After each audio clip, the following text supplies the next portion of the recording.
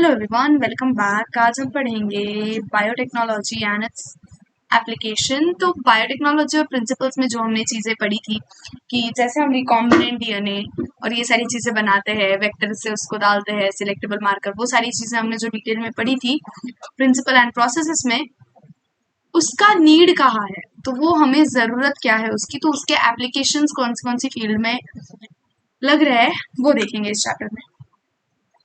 इस चैप्टर के मेनली देखो 3 पार्ट्स हैं, 4 पार्ट्स है। देखो, सबसे पहले तो एग्रीकल्चर में रिकॉम्बिनेंट डीएनए टेक्नोलॉजी कहाँ काम आ रही है, फिर है मेडिसिन, फिर है ट्रांसजेनिक एनिमल्स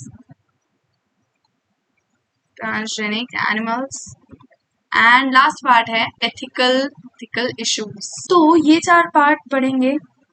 सबसे फर्स्ट है एग्रीकल्चर वाला। उससे पहले ये इंट्रो में क्या दे रखा है देखते हैं। ये आप रीड करना, कुछ भी नहीं है इसमें, यहाँ से मैं बताती हूँ। देखो, 3 critical research areas of biotechnology are, 3 कौन से रिसर्च एरियाज है। Providing the best catalyst in the form of improved organism, usually a microbe और प्योर एंजाइम।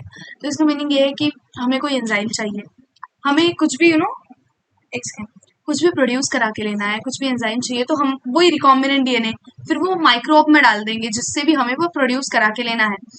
तो ये है फर्स्ट, हमें जो भी एंजाइम चाहिए, जो भी चीज़ हमें लार्ज स्केल पे चाहिए, मे बी हमारे नीड के लिए, या फिर कोई रिएक्शन है उसमें कोई एंजाइम लग रही है वो हमें चाहिए है, तो उसका जीन हम उस ऑर्गेनिज्म में डाल देंगे, कोई भी ऑर्गेनिज्म में जिससे हमें चाहिए, और फिर वो हमारे लिए प्रोड्यूस करा के ले लेंगे। Creating optimal conditions through engineering for catalyst to act, optimal conditions बनाएंगे। Downstream processing technologies to purify protein slash organic compound. तो डाउनस्ट्रीम प्रोसेसिंग पता है ना, सेपरेशन, प्यूरिफिकेशन, लास्ट चैप्टर में पढ़ा था। तो वही, मतलब एक बार हमने जो बना लिया उसकी फिर आगे की प्रोसेसिंग कि उसको यूज में कैसे लाया जाए। Let us now learn how human beings have used biotechnology to improve the quality of human life, especially in the field of food production and health. तो देखो, फर्स्ट है हमारा बायोटेक्नोलॉजिकल एप ऐप क्या कर रही हूँ मैं पता नहीं, बायोटेक्नोलॉजिकल एप्लीकेशंस इन एग्रीकल्चर। तो एग्रीकल्चर में बायोटेक्नोलॉजी के क्या क्या एप्लीकेशंस होते हैं, पहले तो हम देखेंगे 3 टाइप ऑफ एग्रीकल्चर क्या होते हैं। इंक्रीजिंग फूड प्रोडक्शन के लिए ये 3 टाइप ऑफ एग्रीकल्चर हम यूज करते हैं mainly. Agrochemical based agriculture, agrochemical based in the sense fertilizers का यूज करना, बहुत सारे आर्टिफिशियल केमिकल्स का यूज करना to make our yield better, तो उसको बोलेंगे agrochemical based agriculture. Organic agriculture में क्या होता है कि वी यूज नेचुरल थिंग्स, जैसे मैन्योर हो गया, फिर ऐसी बहुत सारी नेचुरल चीजें हम यूज करते हैं टू इंक्रीज यील्ड, हमारी क्रॉप्स की यील्ड को इंक्रीज करने, क्रॉप्स की क्वालिटी को इंक्रीज करने, इन सारी चीज़ों के लिए हम नेचुरल चीज़ें यूज़ करते हैं। हम आर्टिफिशियल केमिकल्स नहीं डालेंगे, नेचुरली चीज़ें रिसाइकिल करके, वैसा वो सारी चीज़ें। और जेनेटिकली इंजीनियर्ड, ये क्या हो गया, हाँ, genetically engineered crop based agriculture. Genetically engineered मतलब इस चैप्टर में जो हम देखेंगे वो, मतलब हम प्लांट के जीन्स में ही कुछ अलग कर देंगे, प्लांट के जीन्स में ही कुछ ऐसा डाल देंगे जिससे हमें हाई प्रोटीन डाइट मिले, ऐसा कुछ कर देंगे जिससे मे बी हमें जो भी चाहिए उसकी हम क्वांटिटी बढ़ा देंगे प्लांट में, या फिर कुछ भी कर सकते हैं, ऐसा जीन डाल देंगे जिससे कीड़ा प्लांट को खाएगा तो कीड़ा मर जाएगा, पेस्ट रेजिस्टेंट बना देंगे प्लांट को। तो ये सारी चीजें करेंगे, इसको बोलते हैं genetically engineered crop based agriculture. Next, the Green Revolution succeeded in tripling the food supply, tripling into 3 food supply, but yet it was not enough to feed growing human population. Increased yields have partly been due to use of improved crop varieties, but mainly due to use of better management practices and use of agrochemical fertilizers, pesticides. However, for farmers in developing world, agrochemical are often too expensive. ये chemicals बहुत expensive होते हैं, and further increases in yield with existing varieties are not possible using conventional breeding. Is there any alternative path that our understanding of genetics can show? मतलब हमारे genetics की जो understanding है वो हमें एक ऐसा रास्ता बता रही है, वो है जेनेटिक क्या क्या बोल रही थी मैं, हाँ, वो है जेनेटिक इंजीनियरिंग, जिससे हम जीन में ही ऐसा कुछ कर देंगे जिससे हमें जैसा डिजायरेबल प्लांट चाहिए वैसा मिले। फार्मर्स में obtain maximum yield from there fields Is there any way to minimize use of fertilizers, chemicals, so that their harmful effects on environment are reduced? Use of genetically modified crops is a possible solution. तो देखो, first, plants, bacteria, fungi, animal genes have been altered by manipulation are called genetically modified organisms. तो GMO, genetically modified organisms. GM plants have been useful in many ways. Genetic modifications has, देखो ये सारी चीजें, first made crops more tolerant to abiotic stress, cold, drought, salt, heat, ये जो भी चीजें बाकी एबायोटिक चीजें जो अफेक्ट करती है प्लांट को, उससे हमने टॉलरेंट बना दिया इसको, प्लांट्स को, जेनेटिक इंजीनियरिंग से.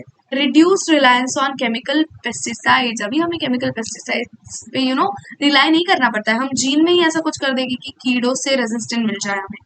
Paste resistant crops help to reduce post harvest losses, post harvest losses भी हमने रिड्यूस करा दिए. Increase efficiency of mineral usage by plants, this prevents early exhaustion of soil fertility.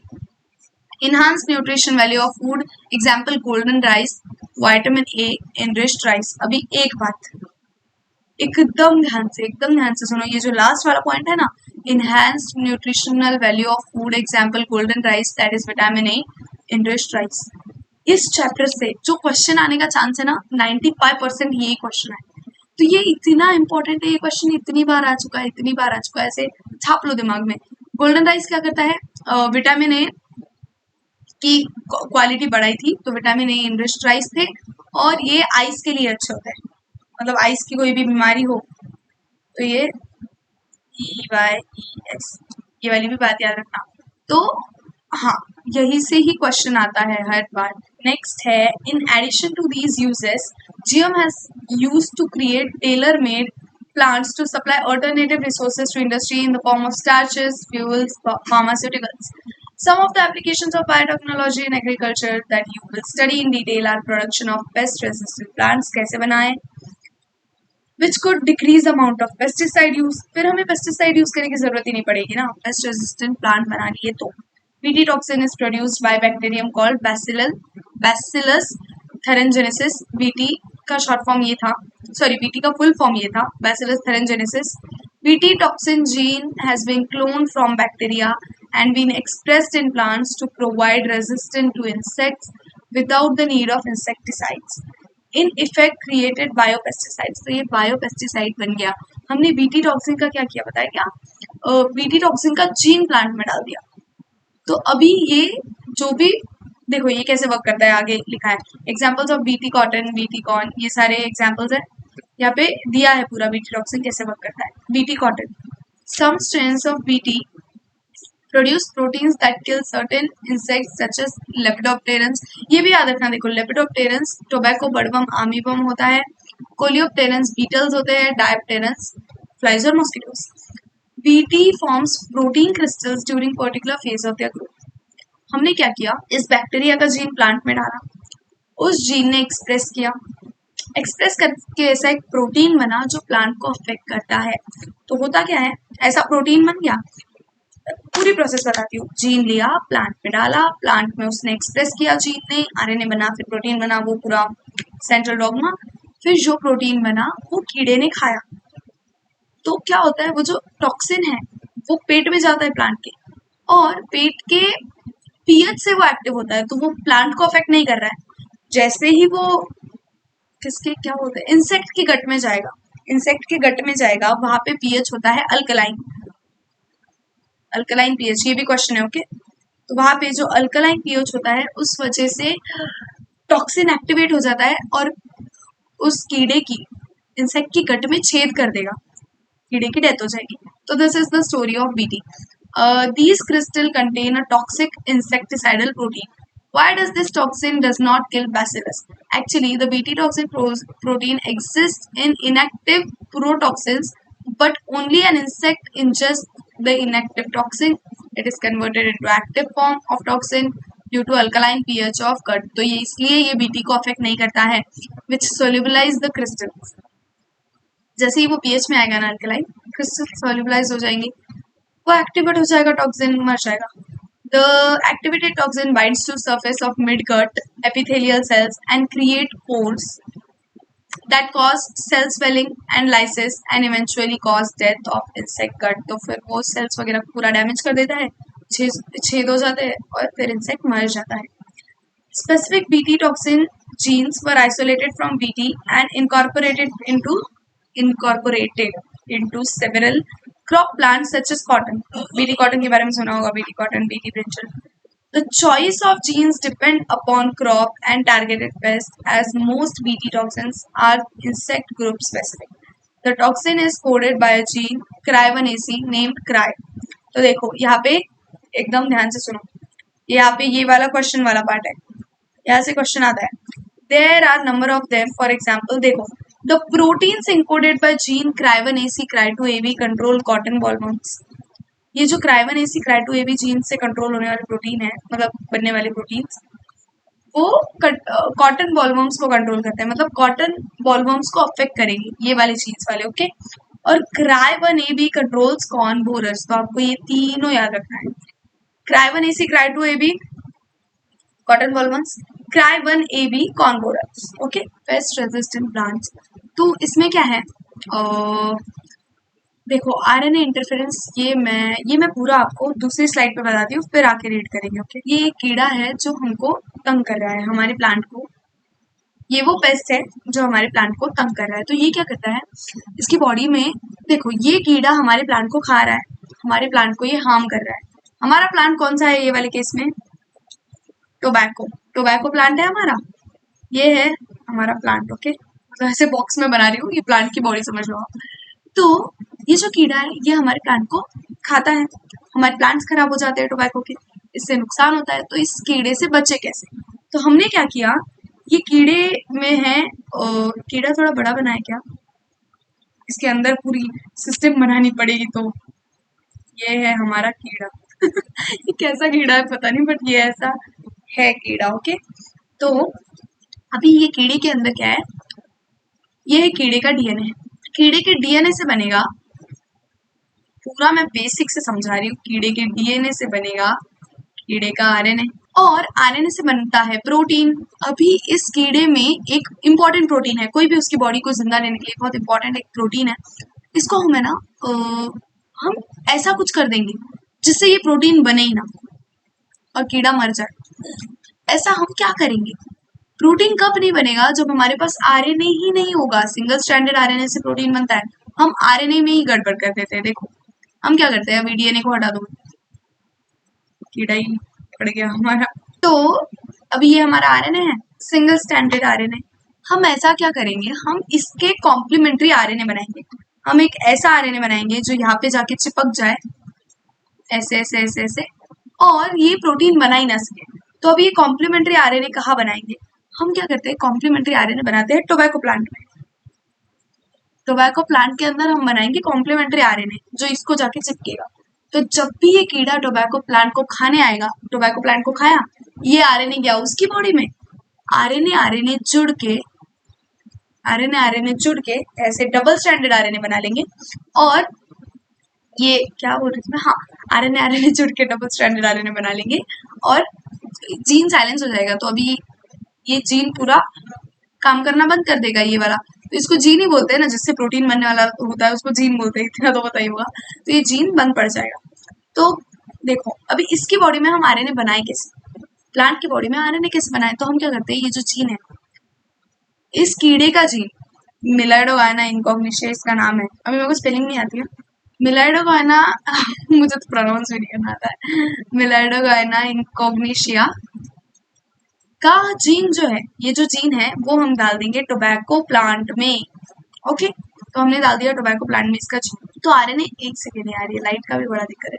तो आरएनए भी obviously ये होगा, क्या बोलते हैं, दोनों बनते हैं, ये वाला भी सेंस स्ट्रैंड भी बनता है और एंटी सेंस स्ट्रैंड भी बनता है, दोनों स्ट्रैंड यहाँ पे बनते हैं, ओके। तो दोनों स्ट्रैंड्स में होगा क्या, कॉम्प्लीमेंट्री कौन सा है, ये वाले आरएनए को कॉम्प्लीमेंट्री हमको बनाना है, तो हम क्या करते हैं कि डबल स्ट्रैंडेड बनता है, वेट, ये बनेगा डबल स्ट्रैंडेड आरएनए। अभी ये जब इंसेक्ट की बॉडी में जाएगा, इंसेक्ट जब इसको खाएगा, तो इंसेक्ट की बॉडी में ये दोनों जाते हैं, दोनों स्ट्रैंड्स, ऑब्वियसली डबल स्ट्रैंडेड पूरा की पूरा इंसेक्ट की बॉडी में जाता है।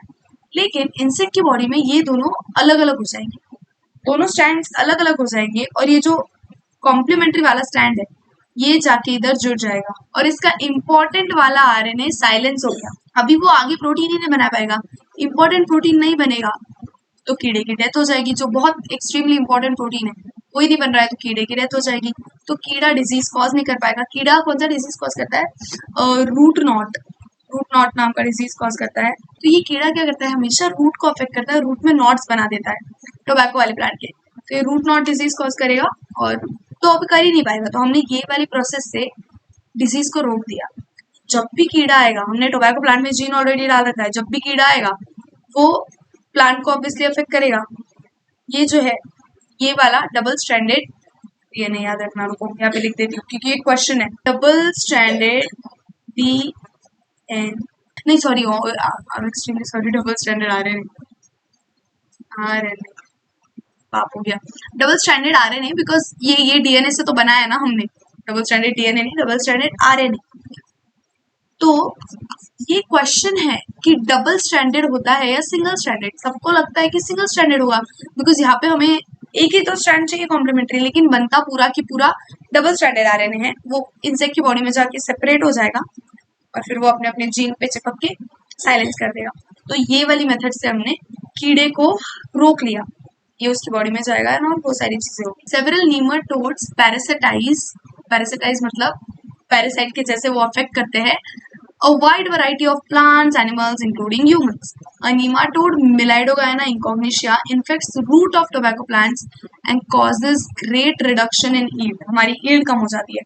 A novel strategy was adopted to prevent this infection, which was based on the process of RNA interference. देखो, RNAi takes place in all eukaryotic organisms as a method of cellular defense. ये cellular defense method क्या होती है पता है क्या? This method involves silencing of specific mRNA due to complementarity double-stranded RNA molecule that binds to prevent translation of mRNA. Silencing, मैंने जो बोला हमने silencing करा दी। तो ये this method यहाँ से बहुत important है, involves silencing of specific mRNA due to complementary double-stranded RNA molecule. याद रखना, double-stranded RNA molecule that binds to and prevents translation of mRNA. आगे, the source of this complementary RNA could be from infection by viruses having RNA genomes or mobile genetic elements, transposons, that replicate via RNA intermediate. Using agrobacterium vectors, nematode-specific genes were introduced into host plants. The introduction of DNA was such that produced both sense and anti sense strands, जैसे मैंने बोला कि दोनों strands produce कर रहे हैं। Agrobacterium vector मैंने बताया था, डिसआर्म्ड पैथोजन, वो लास्ट वाले लेसन में हमने देखा था ना, process and principles and processes. तो उसमें using agrobacterium vector nematode specific jeans were introduced into the host plants. तो हमने होस्ट प्लांट पे कैसे डाला? एग्रोबैक्टीरियम वेक्टर से। The introduced DNA was such that produced both antisense और सेंस स्ट्रैंड दोनों बनाया। The two RNA being complementary to each other formed a double-stranded RNA that initiated RNAi, thus silenced the specific mRNA of nematode. The consequence was that parasite could not survive in a transgenic host expressing specific interfering RNA. The transgenic plant therefore got itself protected from parasite. तो ऐसे हमने उसकी रक्षा करी। Next है biotechnological applications in medicine. तो देखो, सबसे पहले हमने इसका देख लिया एग्रीकल्चर का, अभी मेडिसिन, उसके बाद ट्रांसजेनिक एनिमल्स एंड फिर क्या था, हाँ, ethical issues. The recombinant DNA technological processes have made immense impact in the area of healthcare by enabling mass production of safe and more effective therapeutic drugs. तो हमको recombinant DNA technology ने बहुत जगह help की है, तो उसके भी हम एग्जांपल्स देखेंगे। यहाँ पे और कुछ इंपॉर्टेंट लिखा है क्या? एट प्रेजेंट, देखो ये यहाँ पे प्रूफ है कि at present about 30 recombinant therapeutics have been approved for human use world over. तो मैं ये बोल रही थी कि देखो हम क्या करते हैं कि जीन्स, अभी सपोज मैंने मेरा जीन किसी और में डाल दिया, किसी और ऑर्गेनिज्म में, और वो उस जीन से प्रोटीन बना रहा है, तो वो प्रोटीन हो गया रिकॉम्बिनेंट प्रोटीन। वो प्रोटीन हमने निकाला और हम उसको यूज कर रहे हैं, मे भी कोई भी रीजन से हो सकता है, कहीं भी हमें वो प्रोटीन काम आ रहा है, इसको बोलते हैं रिकॉम्बिनेंट प्रोटीन। उसी को यहाँ पे बोला है रिकॉम्बिनेंट थेराप्यूटिक्स। तो ऐसे अबाउट 30 है पूरे वर्ल्ड में, जिसमें से 30 recombinant therapeutics have been approved और ह्यूमन यूज कर सकते हैं 30, और 12 इंडिया में है। ओके, तो सबसे पहला इसका है जेनेटिकली इंजीनियर्ड इंसुलिन। तो देखो होता क्या है, इंसुलिन पता है, ह्यूमन इंसुलिन, हमें इंसुलिन चाहिए होती है। तो पहले हम क्या करते थे, गाय से, पिग से इंसुलिन देते थे। लेकिन इसमें क्या होता था, एक तो जानवर भी मारे जा रहे हैं और ह्यूमंस को भी इट्स नॉट गुड कि दूसरे एनिमल्स की हम इंसुलिन ले रहे हैं। तो हमने सोचा कि हमारी ह्यूमन इंसुलिन के जीन को हम डाल दें बैक्टीरिया में और उससे हमारी इंसुलिन बनवा ली। तो देखो ह्यूमन इंसुलिन कैसे बनती है हमारी बॉडी में, ये है सपोज डीएनए से बनेगा आरएनए से बनेगा प्रोटीन। तो प्रोटीन कैसा बनता है, हमारा इंसुलिन प्रोटीन ही है ना। तो ये होता है ए पेप्टाइड, ये होता है बी पेप्टाइड और ये बीच में होती है सी पेप्टाइड। 3 पेप्टाइड में हमारा ह्यूमन इंसुलिन बनता है। तो इसको बॉडी के सेल्स क्या करते हैं, हमारे बॉडी के जो सेल्स है वो यूकैरियोटिक सेल्स है, ये क्या करेंगे, इसको एंड में ये ऐसे बनने के बाद इसको यहाँ से तोड़ देते हैं और फिर हमारा नॉर्मल जो वर्किंग इंसुलिन है वो ऐसा होता है। यहाँ पे होता है sulphide bridges, disulphide bridges, okay. तो ये ऐसे ए पेप्टाइड और बी पेप्टाइड को जोड़ के ये है वर्किंग इंसुलिन, ऐसे बनाई जाती है वर्किंग इंसुलिन। ये प्रो इन द सेंस वही इनएक्टिव फॉर्म में है ये वाला, ये जो ऊपर वाली है जिसमें सी पेप्टाइड एडेड है, सी निकालने के बाद बन जाती है हमारी वर्किंग इंसुलिन। तो ये हो रहा है हमारी ह्यूमन बॉडी में। अभी हमको ये प्रोड्यूस कराना है बैक्टीरिया में। तो हम बैक्टीरिया में क्या करेंगे, हमारा जो जीन का पार्ट है, हमारे डीएनए का पार्ट, सपोज ये है हमारा डीएनए, यहाँ पे हमारा इंसुलिन बनाने वाला जीन, इसको हमने डाल दिया बैक्टीरिया की बॉडी में, ये जीन डाल दिया, वहां पे बैक्टीरिया ने भी बना दी सेम टू सेम ऐसी, बैक्टीरिया ने भी सेम ऐसी पेप्टाइड बना दी, बिकॉज हमने पूरा जीन डाला है ना, तो पूरी ऐसी की ऐसी पेप्टाइड बनेगी, डीएनए से आरएनए, आरएनए से प्रोटीन, ये पूरी पेप्टाइड बन गई। लेकिन जो वो वाले सेल्स है बैक्टीरिया, ऑब्वियसली वो प्रोकैरियोटिक सेल्स है, प्रोकैरियोटिक सेल्स इसको कट नहीं कर पाते, they don't have enzyme to cut this, वो कट करके डाइसल्फाइड ब्रिजेस बना के ए और बी को जोड़ नहीं पाते। तो उन्होंने इतना तो कर दिया हमारे लिए, but this is not sufficient, हमको तो वर्किंग इंसुलिन चाहिए। तो होता क्या है, हमने क्या किया, हमने नहीं किया, ये एक बहुत महान सी कंपनी, एली लिली नाम है इसका, एली लिली, इसने 1983 में क्या किया, देखो ये हमारा डीएनए है, यहाँ पे जीन है, जीन के हम अभी 3 पार्ट्स बना लेते हैं, ओके। ये एक पार्ट जो ए पेप्टाइड बनाएगा, ये एक पार्ट जो बी पेप्टाइड बनाएगा, ये येलो वाला पार्ट सी पेप्टाइड बनाएगा। मतलब ऐसे ये जो जीन्स है ये आरएनए में बनेंगे ऑब्वियसली, और आरएनए से प्रोटीन बनेंगे। तो ये ऐसा जीन है। अभी हमने क्या किया, स्मार्ट वे ऐसा किया हमने, एली लिली कंपनी ने, 2 अलग अलग इसमें, ये 2 अलग अलग सेल्स ले लो बैक्टीरिया, एक में हमने डाल दिया ये वाला जीन और एक में हमने डाल दिया ये वाला जीन, समझ रहे हो, एक में हमने ए पेप्टाइड का जीन डाला, एक में हमने बी पेप्टाइड का जीन डाला। सी पेप्टाइड हमें चाहिए ही नहीं, हमको ए और बी पेप्टाइड चाहिए ना, तो हमने दोनों जीन डाले, इससे हमको ए और बी पेप्टाइड्स मिल गए, अलग अलग जगह से मिले लेकिन मिले तो फाइनली हमको मिल गए। बाद में बाहर हमने लैबोरेटरी में, यह है हमारा लैब में हमने इनको डाइसल्फाइड ब्रिजेस से जोड़ दिया, वर्किंग इंसुलिन बन गई। तो हमने जो सी पेप्टाइड वाला जीन था वो कहीं डाला ही नहीं, समझ रहे हो, ऐसे बनती है। तो ये पूरा प्रोग्राम था इंसुलिन का। अभी इसमें इंपॉर्टेंट पार्ट ये है कि जो ब्रिजेस है वो कौन से है, तो ये याद रखना, डाइसल्फाइड, यहाँ पे लिख दूं क्या कहीं, डाइसल्फाइड ब्रिजेस, डाइसल्फाइड ब्रिजेस या डाइसल्फाइड बॉन्ड से इंसुलिन जुड़ी होती है।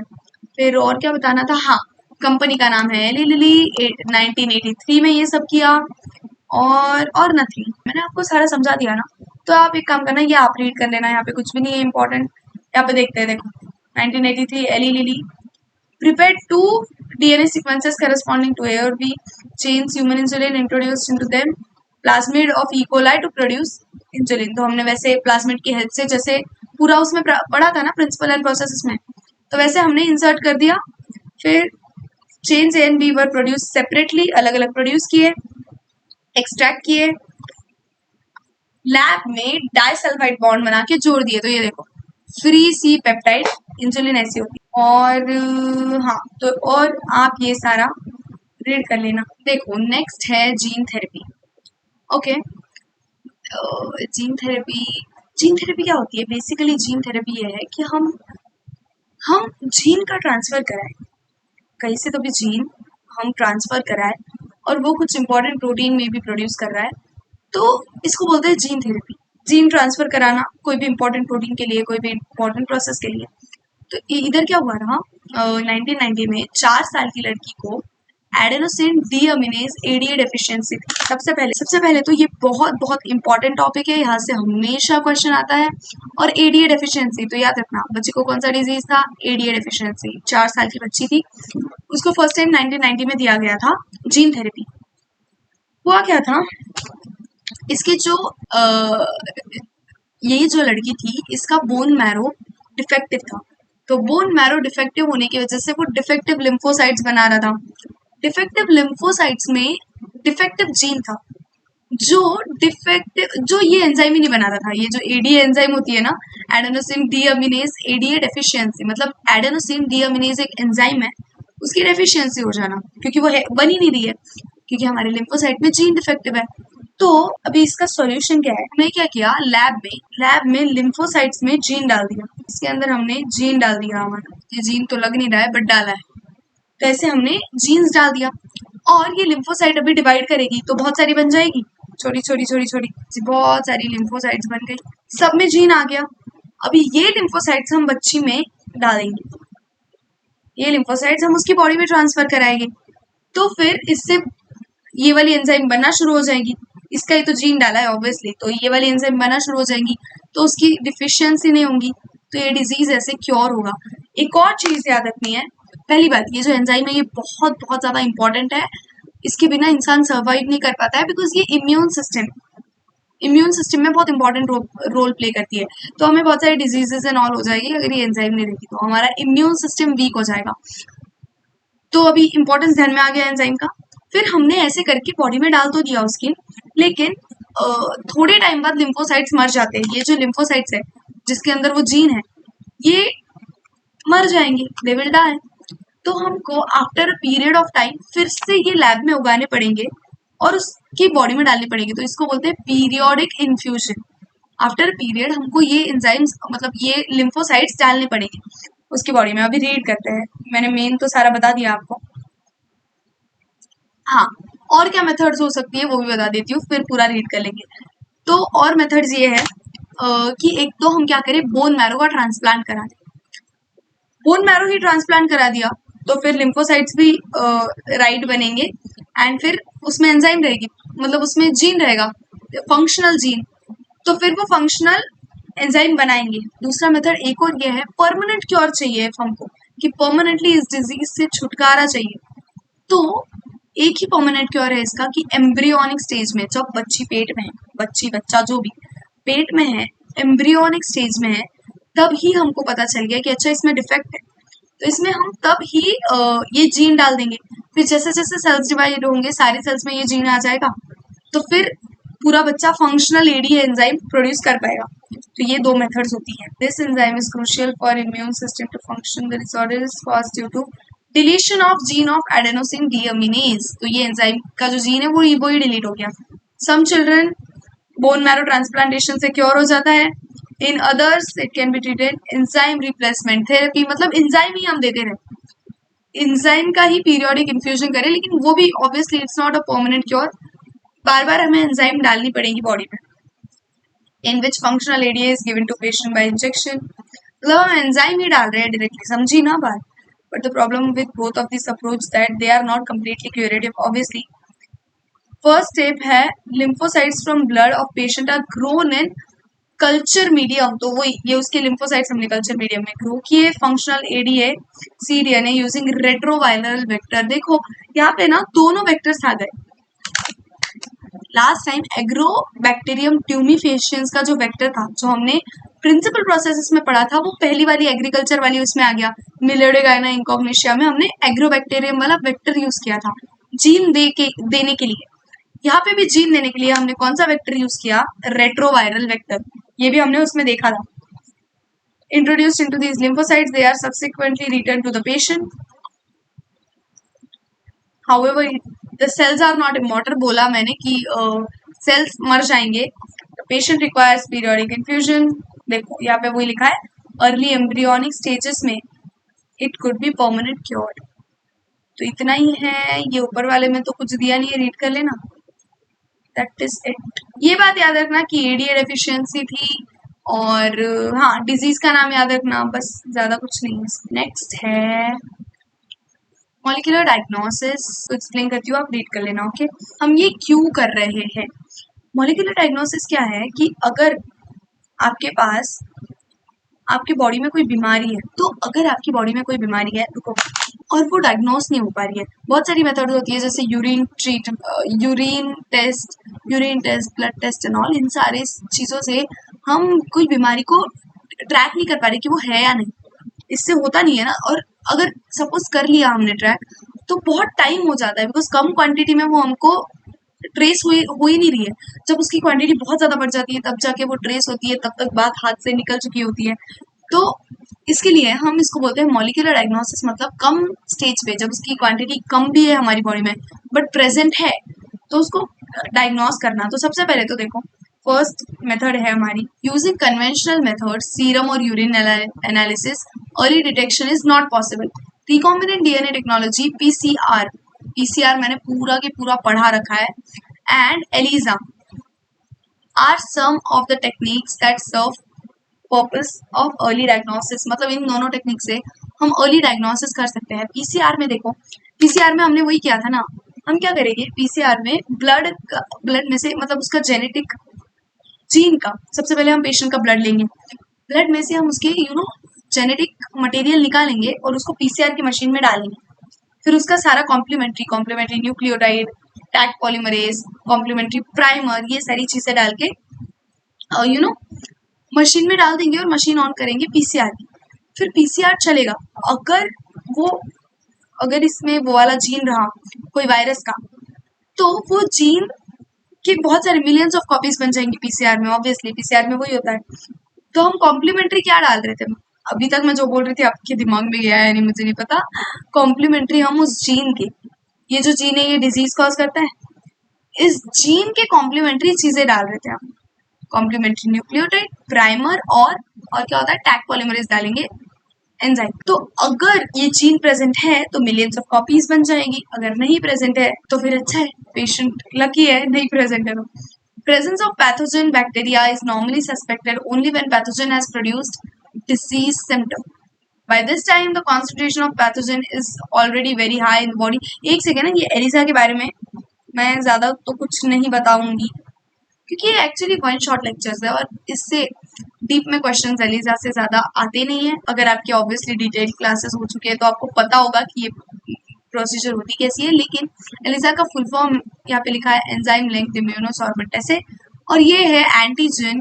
ये बात याद रखना हो कि ये सबसे इंपॉर्टेंट बात है, एंटीजन एंटीबॉडी इंटरेक्शन। ये जो एलिजा नाम की टेस्ट है ये एंटीजन एंटीबॉडी इंटरेक्शन पे बेस्ड है, दिया होगा मे बी आगे कहीं, बट यही बता देती हूँ। Next, however very low concentration of bacteria or virus at the time when symptoms of disease are not yet visible can be detected by amplification by PCR। देखो PCR से amplification करके जैसे मैंने बताया वैसे होगा।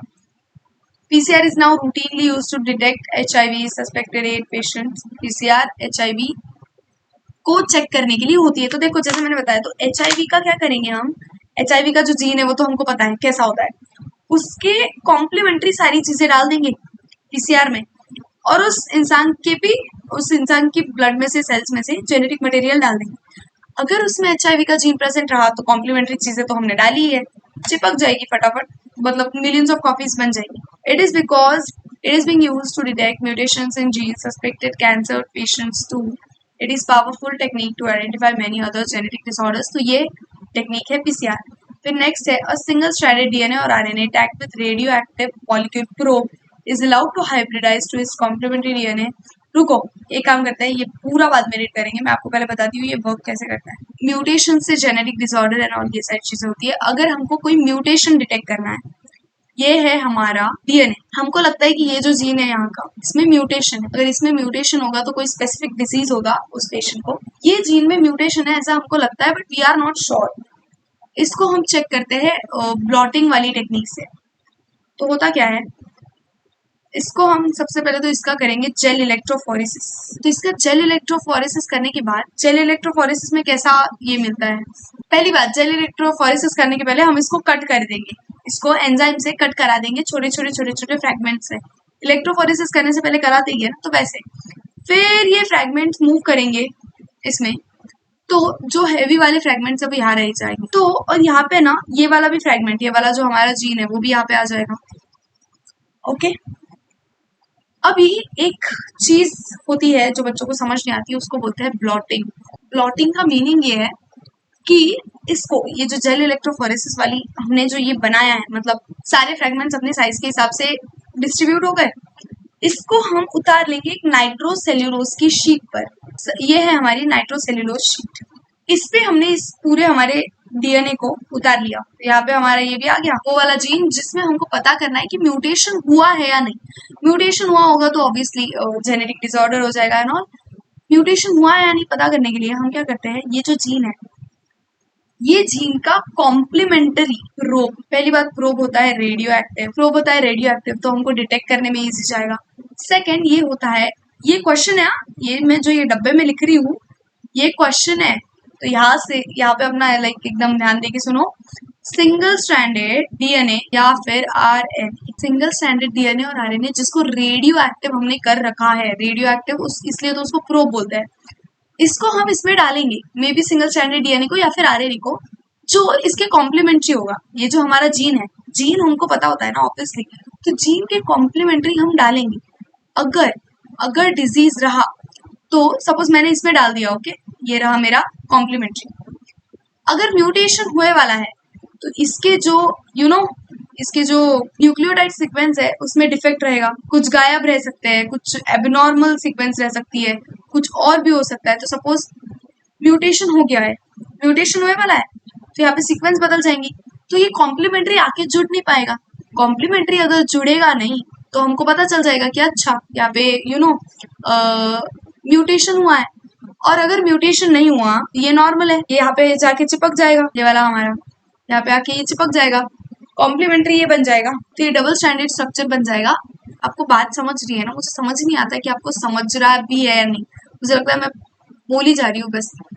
देखो, अगर ये जुड़ा, इसका मतलब है कि डिजीज नहीं है, म्यूटेशन हुआ ही नहीं, तो सीक्वेंस बदली ही नहीं, कॉम्प्लीमेंट्री डाला था जुड़ गया। अगर नहीं जुड़ा, क्यों नहीं जुड़ा? म्यूटेशन हो गया है, म्यूटेशन मतलब सीक्वेंस बदल जाना, कुछ ना कुछ चेंज हो जाना, तो यहाँ पे ये जो जीन का डैमेज हो जाना उसको ही बोलते हैं mutation.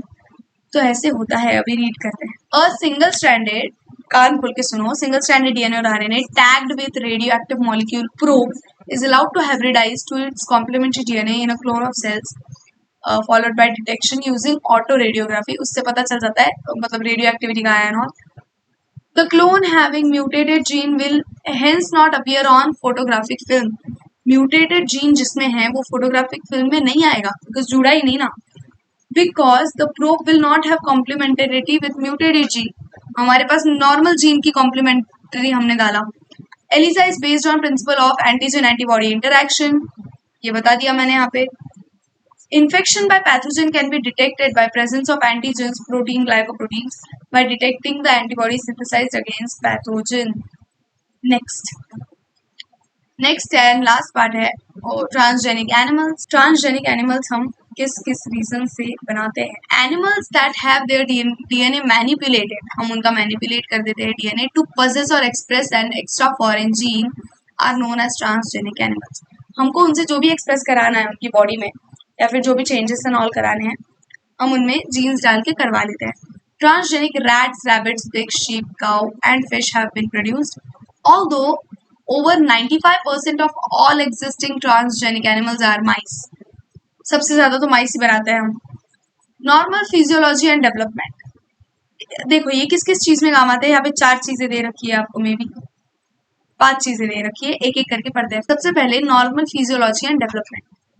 Transgenic animals can be specifically designed to allow the study of how genes are regulated and how they affect normal functions of body and its development.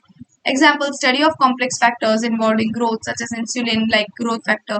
तो हमें ये कैसे पता चला है ना, तो चीजें हमें कैसे पता चलती है, हम स्टडी करने के लिए इनके जीन्स लाइक एनिमल्स को ट्रांसजेनिक बनाते हैं, इनके जीन्स में कुछ ना कुछ मैनिपुलेशन करते हैं just because we want to study उसके रिजल्ट्स क्या होंगे।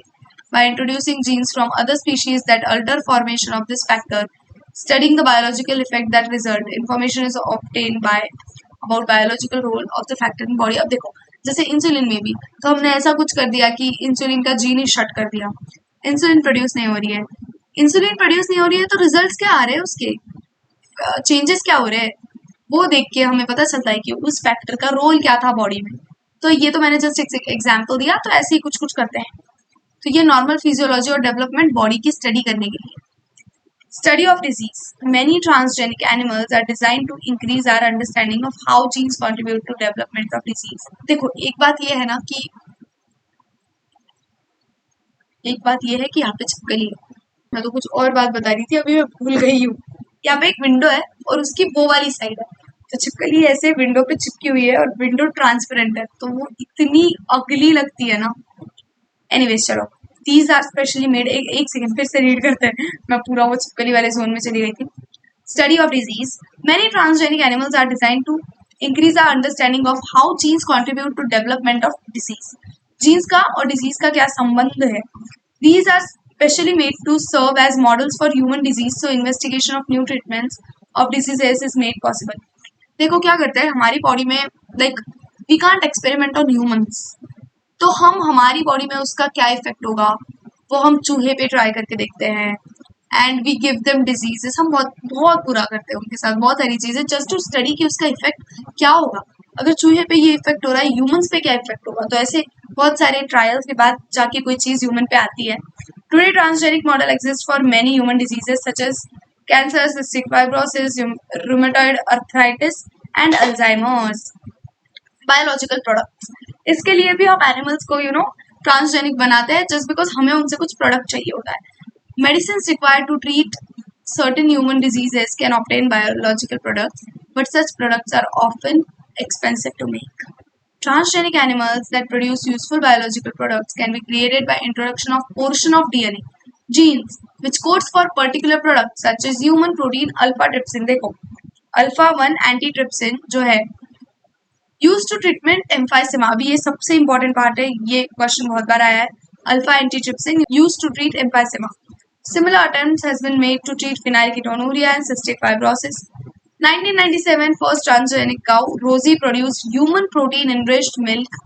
ये वाला भी बहुत इंपॉर्टेंट क्वेश्चन है। 1997 में काउ थी रोजी, उसने ह्यूमन प्रोटीन इनरिच्ड मिल्क बनाया 2.4 ग्राम्स पर लीटर, ये बहुत अच्छा था। The milk contain human alpha lactalbumin was nutritionally more balanced product for human babies than natural cow milk। तो ये चीजें याद रखना, ये जो अल्फा एंटीट्रिप्सिन था एम्फाइसेमा के लिए और अल्फा लैक्टल्ब्यूमिन ये था रोजी काउ ने प्रोड्यूस किए वाला high protein enriched milk. Next है vaccine safety. Transgenic mice are being developed for use testing. देखो टेस्टिंग वगैरह जो भी होती है मैंने बताया। वैक्सीन की सेफ्टी है, ह्यूमंस पे कैसे एक्ट करेंगी, ये सारी चीजें हम पहले चूहे पे टेस्ट करते हैं। Transgenic mice being used to test safely polio vaccine successfully found reliable, they could replace the use of monkeys to test। Chemical safety testing, this is also known toxicity safety testing। The procedure is same as that used for testing toxicity of drugs। Transgenic animals are made that carry genes which make them more sensitive to toxic substances than non-transgenic animals। तो देखो एक और चीज है कि हम क्या करते हैं, जिन एनिमल पे हमको टेस्टिंग करनी है उसको एक्स्ट्रा सेंसिटिव बना देंगे और फिर हमारा ड्रग उस पर टेस्ट करेंगे कि कैसा वर्क कर रहा है। They are then expose to toxic substances and effects studied, effects उनके स्टडी करते हैं। Toxicity testing in such animals will allow us to obtain results in less time. Last part है लेसन का ethical issues. Ethical issues in the sense एक बात याद रखनी है कि वी कांट, अगर हमारे पास ये सारी चीजें नॉलेज है, टैलेंट है, तो we will not be like oh my God हम क्या कर रहे हैं अभी, हमारे पास सब कुछ तो है, तो वी आर नॉट लाइक पागलों जैसे कुछ भी एक्सपेरिमेंट्स नहीं कर सकते हैं। हमें ये मैनिपुलेशन वाली चीज आ गई, इसका जीन इसमें, इसका जीन इसमें, ये वाली इतनी अच्छी चीज हमें आ गई है, तो भी इसका हम गैर फायदा नहीं उठाना चाहिए। कुछ गलत हो गया तो, बिकॉज वी नेवर नो ना, तो we should never play with nature. इसके भी रूल्स होने चाहिए। GEAC एक कम्युनिटी है, जेनेटिक इंजीनियरिंग अप्रूवल कमेटी। तो ये कमिटी आपको अप्रूवल देती है कि आप ये एक्सपेरिमेंट करेंगे या नहीं, आप इसका जीन किसी और में डालेंगे या नहीं, ये सारी चीजें। The manipulation of living organisms by human race can not go on any further without regulation. Regulation कहीं भी इंपॉर्टेंट है। Some ethical standards are required to evaluate morality of all human activities that might help or harm living organisms. Going beyond the morality of such issues, the biological significance of such things is also important. Genetic modification of organisms can have unpredictable results when such organisms are introduced into ecosystem. कुछ भी results हो सकते हैं, we never know. Therefore, the Indian government has set up organizations such as GEAC, which will make decisions, validity, आगे क्या है, safety of introducing GM organisms for public services. The modification uses of living organisms for public services, food, medicines, for example, has created problems with patents granted for same. There is growing public anger that certain companies are being granted patents for products and technologies that make use of genetic material, plants, and other biological resources that have long been identified, developed, and used by farmers, indigenous people of specific region. तो देखो बहुत सारी companies क्या करती है, हमारे साथ भी ऐसा हुआ था कि इंडिया में हम कई बरसों से हल्दी, जब भी खून निकलता है, वी गेट इंजुरी, तो हल्दी लगाते हैं और आज भी लगाते हैं। लाइक हमारी मम्मी एंड ऑल बोलती है कि कहीं भी लग गई तो हल्दी लगाना, उससे ब्लड स्टॉप होता है और वो एंटी क्या बोलेंगे, एंटी बैक्टीरियल, उसमें बहुत ज़्यादा एंटी माइक्रोबियल प्रॉपर्टीज होती है जो हमको प्रोटेक्ट करती है एंड ऑल। तो अमेरिका ने क्या किया था हल्दी पे, कि टर्मरिक पे पेटेंट लगाने का उसने ये किया कि ये हमने निकाला है टर्मरिक को मेडिसिन, कि टर्मरिक मेडिसिन है, ये ऐसे हेल्प करती है, तो ये ऐसी सारी चीजें होती है। नीम पे भी उन्होंने ट्राई किया था, लेकिन हम तो कब से करते आ रहे हैं ना, they are not giving us any credit. वो यूज कर रहे हैं और वो ऐसा बता भी रहे हैं कि नहीं नहीं हमने किया है, हमने किया है। तो इसको बोलते हैं बायोपायरेसी। तो यहाँ पे उसी चीज की बात हुई है कि इंडिजिनियस पीपल या फिर वहां पे रहने वाले लोगों को उसका कोई क्रेडिट नहीं जा रहा है, कोई बेनिफिट नहीं जा रहा है। आप बस कहीं से तो भी आइडिया चुरा रहे हो या फिर कोई चीज चुरा रहे हो, and you are not giving them what they deserve. इसको बोलते हैं biopiracy. Rice is an important food grain, the presence of which goes back thousands years Asia's agricultural history. Estimated 2 lakh varieties of rice in India alone. Oh my god! सिर्फ चावल की हमारे पास 2 lakh varieties है। The diversity of rice in India is one of the richest in world. Basmati rice is distinct for its unique aroma and flavor. 27 documented basmati rice in India. देखो India में 27 basmati rice है, basmati rice बहुत ज्यादा famous है। लेकिन एक American company ने 1997 में क्या किया कि बासमती राइस को एक सेमी ड्वार्फ वैरायटी से क्रॉस किया और ऐसा ही कुछ बताया कि नहीं ये हमने बनाया है, हमने बनाया है, तो उन्होंने पेटेंट करा लिया। So there is a reference to basmati rice. हमारे इसमें वी यूज, हम बरसों से करते आ रहे हैं बासमती राइस का यूज, लेकिन उन्होंने फिर पेटेंट एंड ऑल किया। Folklore and poetry, it has been grown for centuries. In 1997, an American company got patent rights on basmati rice through US Patent and Trademark Office. This allowed the company to sell a new variety of basmati in US and abroad. This new variety of basmati had actually been derived from Indian farmers varieties. तो हमारे पास जो varieties थी उसी से उन्होंने cross was कराया, कुछ semi dwarf variety है ऐसा कुछ तो भी, और फिर बोल दिया कि नहीं नहीं ये हमारा इन्वेंशन है, और फिर सेल करने लग गए, उनके पास पेटेंट आ गया। Indian basmati was crossed with semi-dwarf varieties and claimed as an invention or novelty.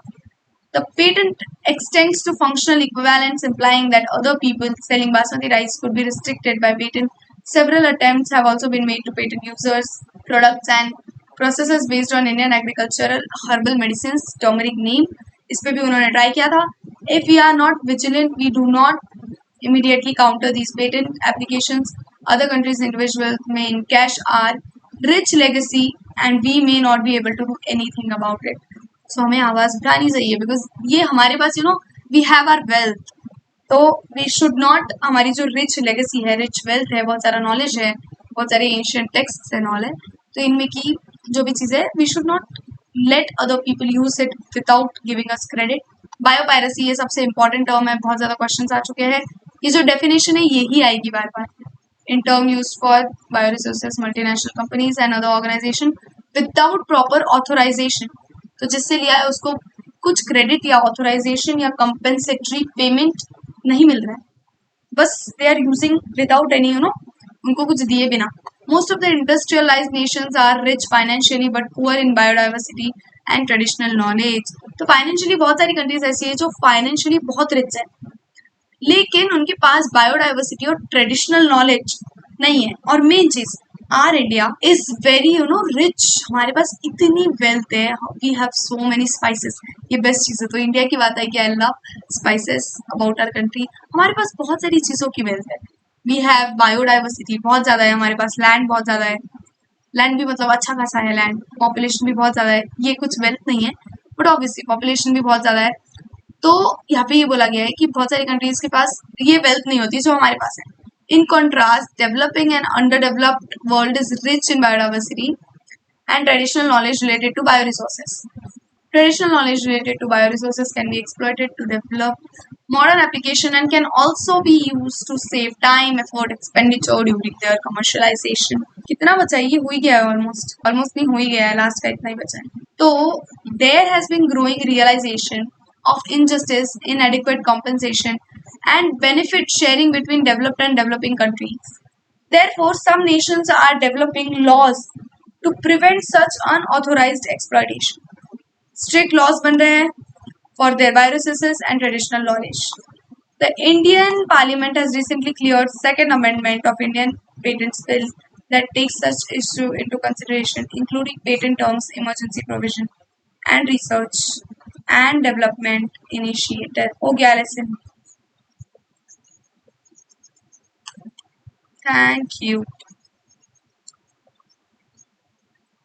Bye bye.